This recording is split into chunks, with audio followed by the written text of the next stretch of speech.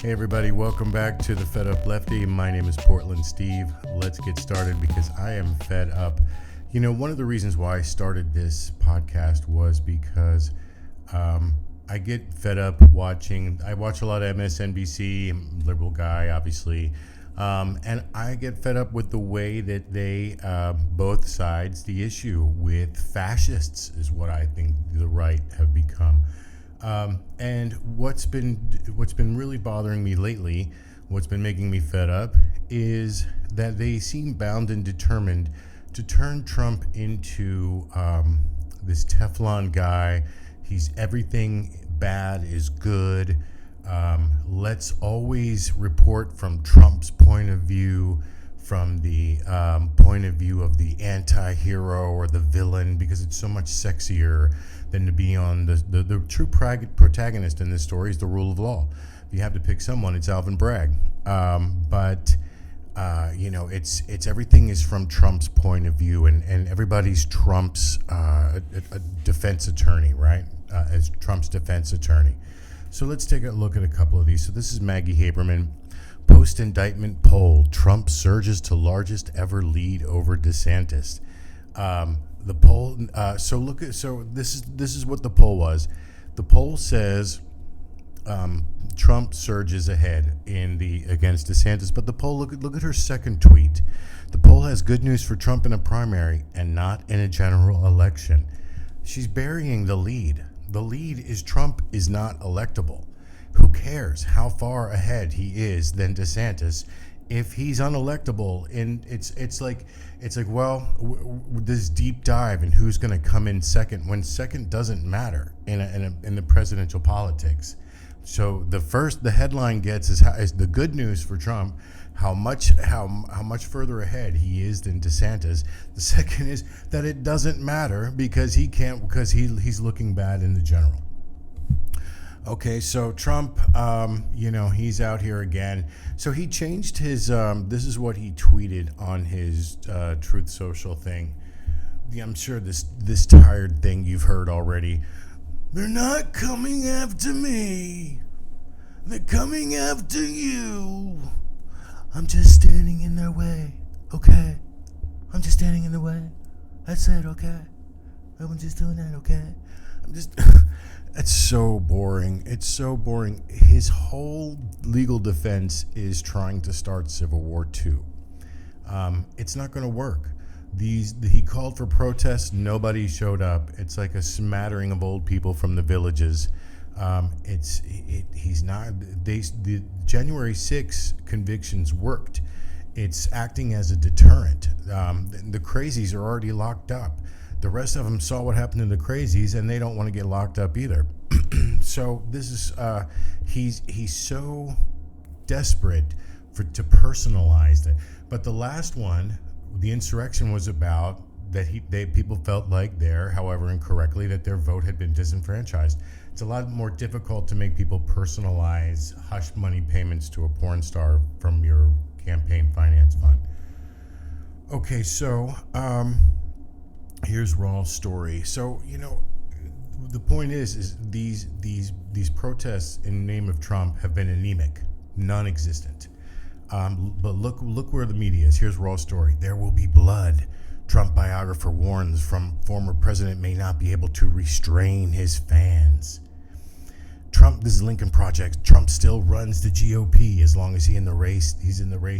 He is the clear favorite to win the nomination. No one else stands a chance. It sounds like it should have like Team America World Police behind with fire. No one else stands a chance. So sexy.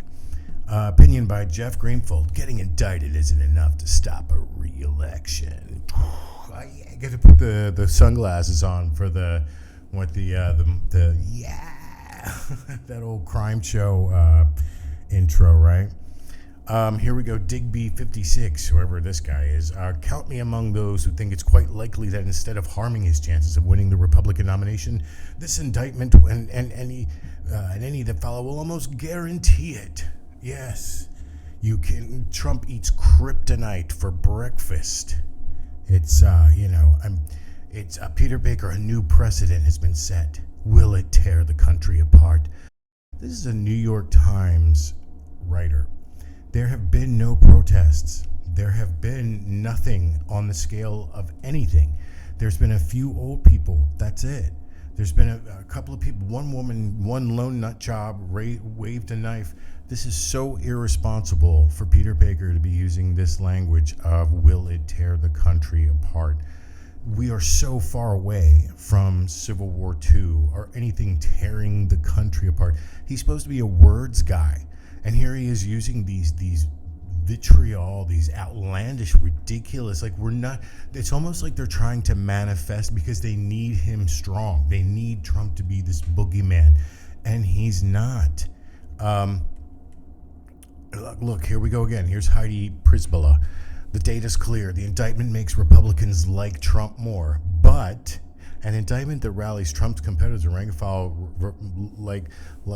likely makes it more difficult for the GOP to reclaim the presidency. That is the headline.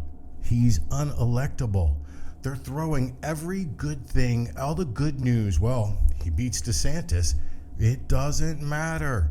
It's presidential politics. Who it comes in second doesn't count. They lost.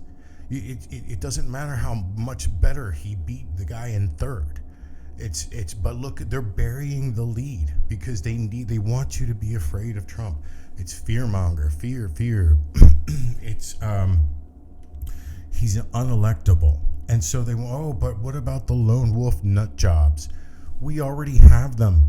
There have been more mass shootings in 2023 than there are days in the year so far. We've had more mass shootings than we've had days of the year. You can look it up, Google. It's they don't all make the headlines because they don't involve kids and whatnot. But as far as mass shooting goes, we've had more mass shootings than days of the year already. We're worried about the condition that we already live in every single day. That doesn't make sense. You don't cower in fear and sacrifice the rule of law because of this imaginary loss of security that we've already lost. They already took it away with all these gun nuts, those AR-15s out the wazoo. So here's what I always keep coming back to. Even at his strongest, not indicted, all these latest scandals, he only thread the Electoral College needle by 80,000 votes over 3 states. Indictments will hurt him with dependents. We're almost equally divided as far as like the Electoral College and left and right and votes. People are pretty much in their camps. So it's independents who decide the elections. And the indictments will hurt him with independents. Plus, MAGA voters are older. He's lost a lot to the actuary tables. They passed away. Joe Biden already beat him in the last one by 8 million votes. 8 million more people came out to vote for Joe Biden than for Donald Trump. So the indictments don't he barely won when he did win. 80,000 votes over 3 states is nothing. And it doesn't have to, the indictments don't have to destroy him. They just have to hurt him. They just have to siphon off 80,000 votes. And that's if he was going to get them anyway. Okay, so I want to end with a high note because, it's just funny to make fun of Junior. I don't even listen to the words he says anymore because he's so excited and he's so coked up and he's so just in his zone that he's you can see he's like in a trance. He's not even there in his mind. I just love.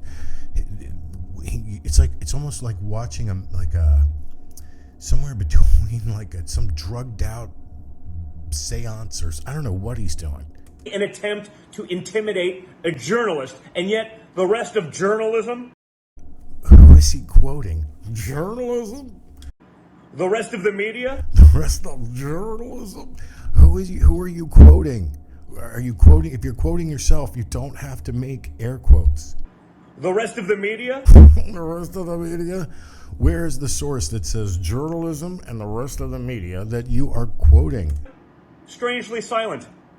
Guys. Now here's the funny thing. Did you see the edit? Strangely silent.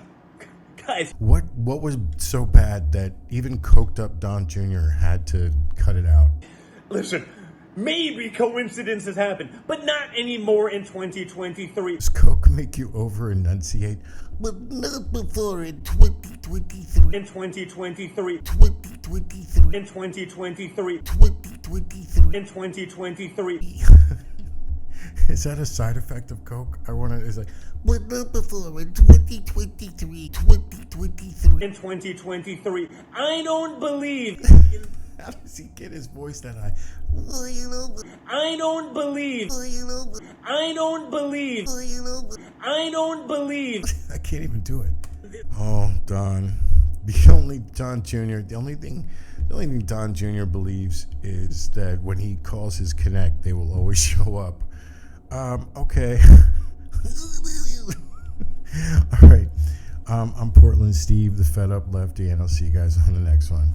Thanks.